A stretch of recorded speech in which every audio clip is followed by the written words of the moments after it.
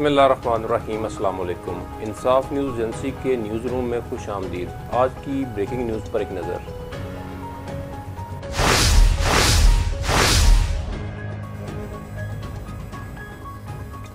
जी, खबर शामिल करते हैं मंडी बहाउद्दीन से, जहां से रिपोर्ट किया है अनायतुल्लाह अंजम कलेर ने।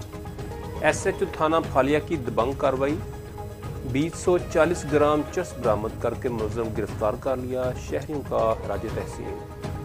तफसीलात के मुताबिक district police officer Sajid Hussain Khokhar की हदायत पर अमल करते हुए DSP सर्कल फालिया ने अपनी निगरानी में SHO साजिद महमूद भट्टी, ASI शाहिद महमूद, ASI शहबाज अहमद, कांस्टेबलान में इफ्तिखार अहमद, मोहम्मद अशरफ पर मुश्तमिल टीम तश्कील दी, जिन्होंने महताब चौक में कामयाब कार्रवाई करते हुए बदनाम ज़माना मंशियात फरोश जाहिद इकबाल व मोहम्मद आरफ कौम कलंदर खोखर को गिरफ्तार कर लिया।